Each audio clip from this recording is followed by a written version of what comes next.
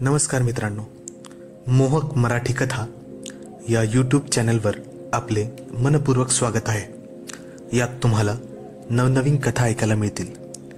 जर तुम्हाला मी सांगितलेल्या कथा आवडत असतील तर माझ्या कथांना लाईक आणि सबस्क्राईब करा आणि नवनवीन कथांचा आनंद घ्या।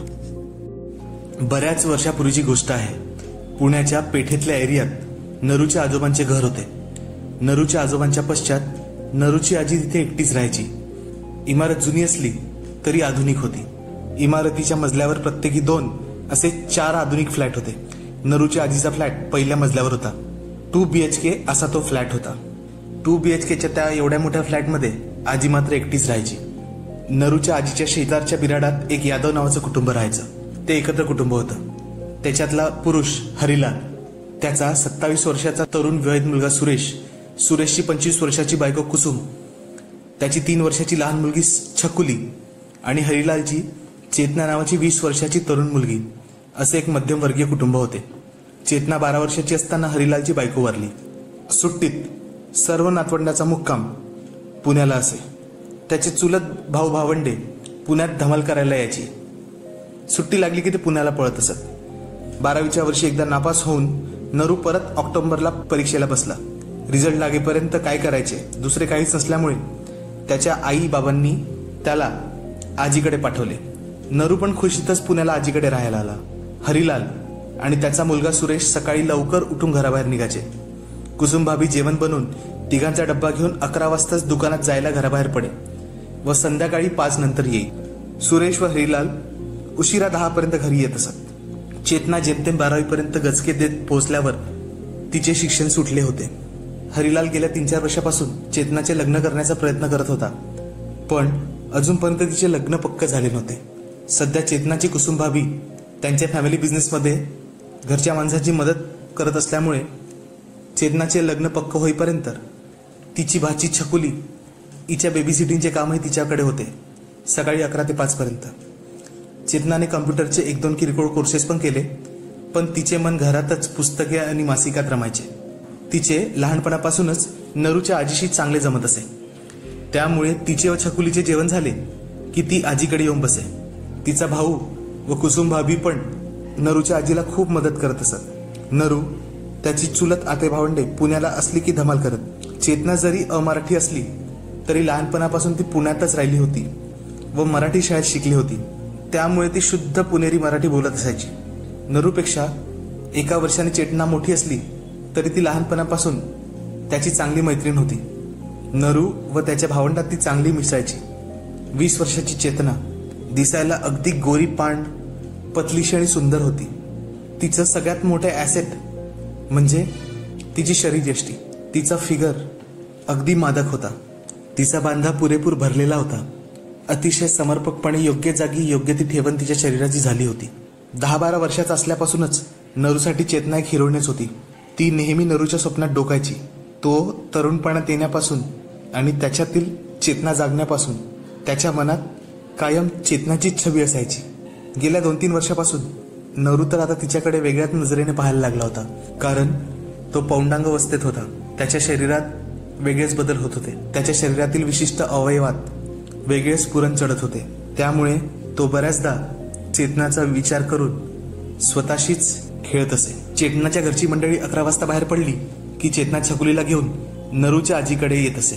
आजी दुपारी झोपली की चेतना आणि नरू गप्पा मारत असत, तर कधी पत्ते खेळत असत। चेतना घरात गाऊन घालायची। नरूच्या आजीच्या घरातही ती त्याच कपड्यात वावरत असे। कधी ती कुर्ता, लूज शर्ट आणि खाली पेटीकोट असल्या वेशात असे। चेतनाच्या कडेवर बसलेल्या छकुलीला घेण्याच्या निमित्ताने नरू चेतनाला चोरून हात लावत असे। तिच्या पाठीवर, तिच्या पृष्ठभागावर त्याचा हात रेंगाळत राही। अनेकदा छकुलीला पकडण्याच्या बहाण्याने त्याने तिच्या मानेजवळून पण हात फिरून घेतला होता। चेतनाला कदाचित त्याबद्दल कळतच नव्हते। 20 वर्षाच्या चेतनाचे टरारलेले यौवन तिने ढगळ कपडे जरी घातले तरी नरूच्या नजरेत चांगलेच भरायचे। नरूची नजर तिथेच खिळलेली असायची। चेतनाला ते जाणवायचे, पण ती लक्ष नसल्यासारखे करायची।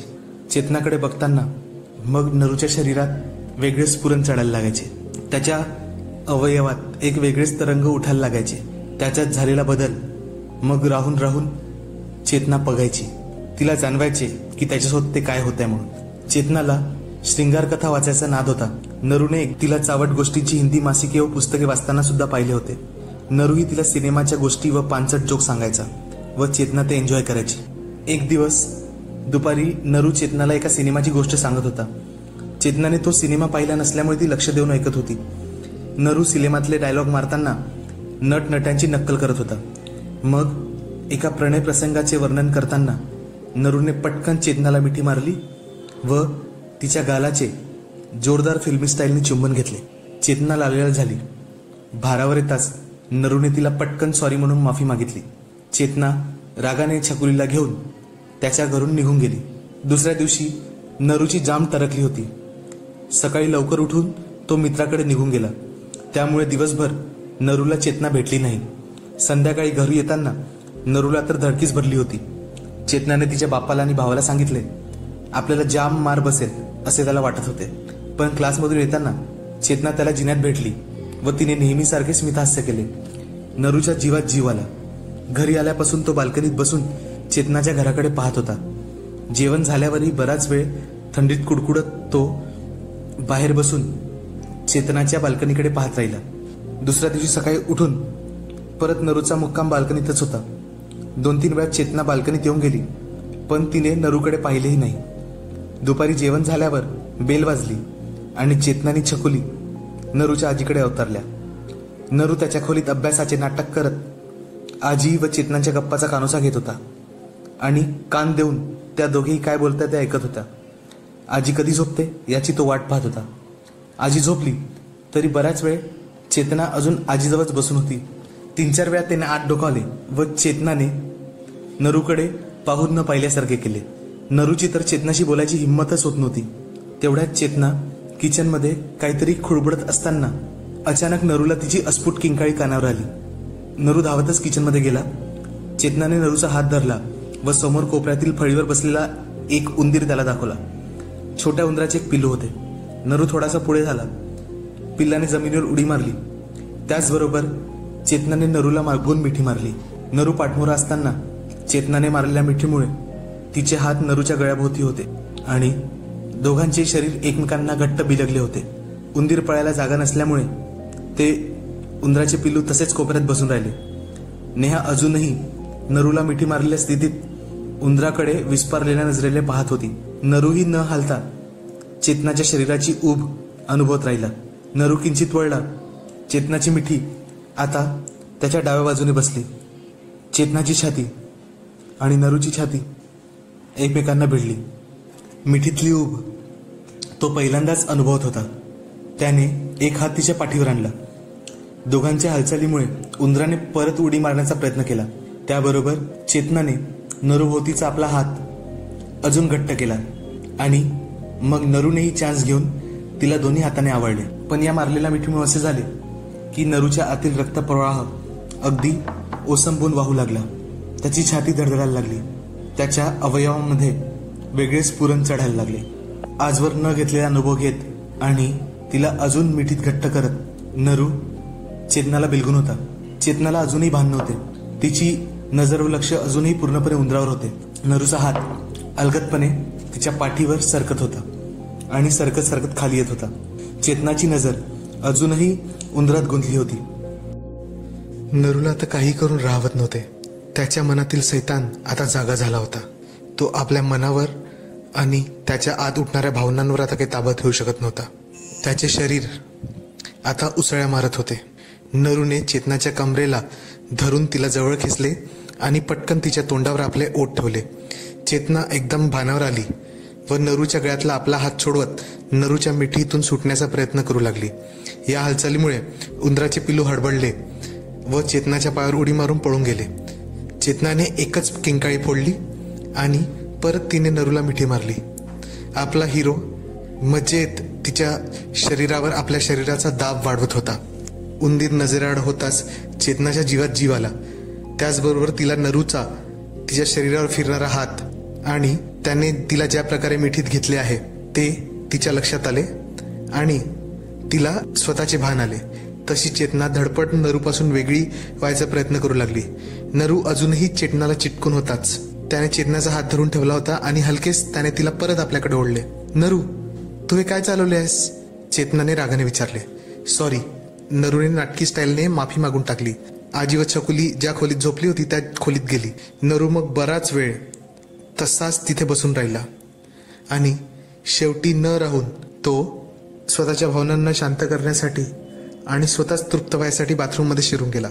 नरू परत आजीच्या खोलीत आला तेव्हा चेतनाचा पत्ता नव्हता, पण छकुली आजीजवळ झोपली होती. नरू मग हॉलमध्ये जाऊन बसला. त्याला खात्री होती चेतना परत येणार, कारण तिने बाहेरचे दार नुसते ओढून घेतले होते. थोड्या वेळाने परत तो आजीच्या रूममध्ये आला. छकुली तिथेच झोपली होती.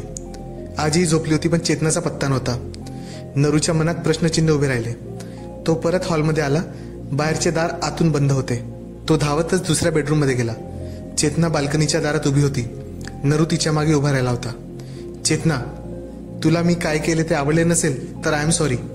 नरू पुटपुटला. चेतनाने मागे वळून पाहिले आणि म्हणाली, पण आवडले असेल तर? चेतनाने त्याला घोगऱ्या आवाजात विचारले होते. नरू तर उडालाच. त्याला कळेना काय उत्तर द्यावे. तसा चेतनाने त्याच्या हातावर हात ठेवला. तिच्या तळव्याचा कंप आणि तिला फुटलेला घाम त्याला जाणवला. नरूने तिला आपल्याकडे ओढलेवर आपल्या मिठीत घेतले. असं काय करतोयस?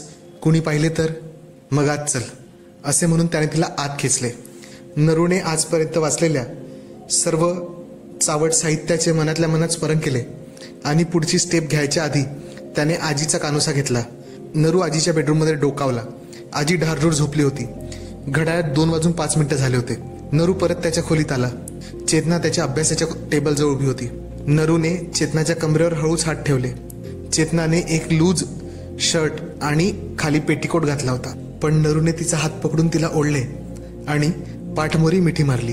पाठमोरी मिठी मारल्यावर चेतना दचकल्यासारखे त्याला जाणवले, पण चेतनाकडून त्याला ग्रीन सिग्नल मिळालाच होता. त्यामुळे नरू आता आपले हात सरपट तिच्यावर फिरवू लागला. चेतना सुस्कारे सोडायला लागली आणि नरूला आणखी आणखी आपल्यावर ओढू लागली. मग नरूने मागून तिचा कान चावला. चेतना शहारली आणि आई ग असा तिच्या तोंडून आवाज निघाला. त्याचे स्पर्श अजून वाढायला लागले. चेतनाला हे सुख असह्य होऊन चेतनाचे पाय लुटूपुटू लागले होते. त्याने परत तिच्यावर चुंबनांचा वर्षाव केला. तेवढ्यात चेतना कुजबुजली. आजी जागी झाली का पाहून ये. तसाच तो आजीला पाहायला गेला. आजी अजूनही शांत झोपली होती.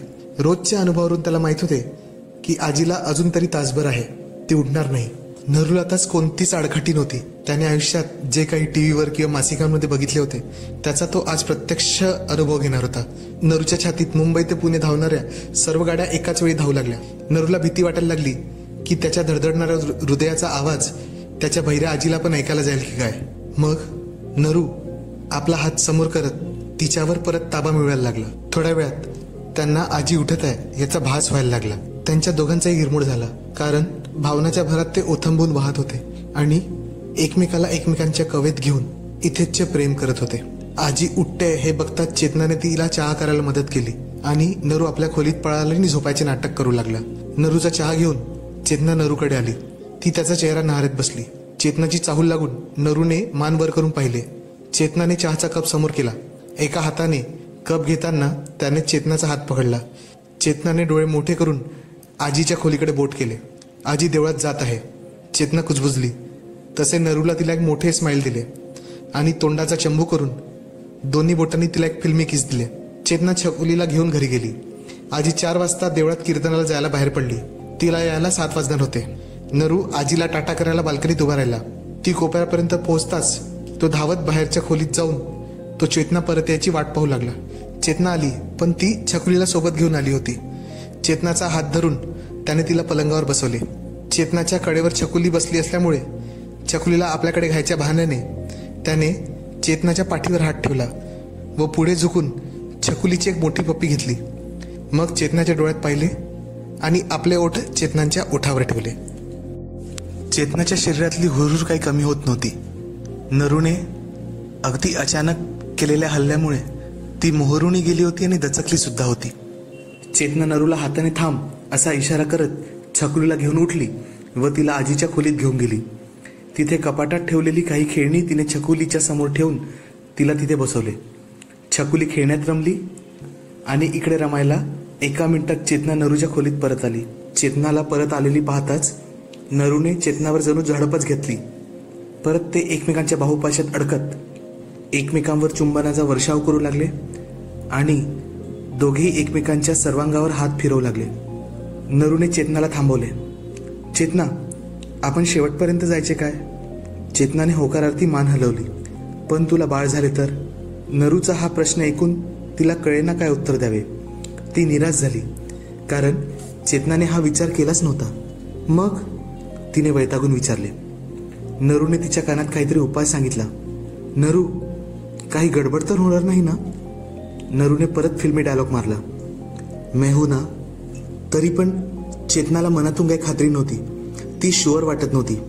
ती कन्फ्यूज होती. बोलणे संपताच ते परत दोघे एकमेकांच्या मिठीत आले आणि एकमेकांचे शरीर एकमेकांवर रगडू लागले. त्यामुळे दोघातही अचानक बिजलीचा संचार होऊन दोघेही उत्तेजनेने ओथंबून वाहत होते. आता चेतनाकडून काहीच नकार नव्हता आणि नरू तर तयारच होता. तर क्षणाचाही वेळ न लावता दोघांनीही स्वतःला स्वतःच्या वस्त्रबंधनातून मुक्त केले आणि दोघेही एकमेकांवर जरून तुटूनच पडले. दोघांची कदाचित पहिलीच वेळ होती. दोघेही अनुभवहीन होते, पण प्रेमाने, आतुरतेने आणि उत्तेजनेने अतिशय व्याकुळ झाले होते.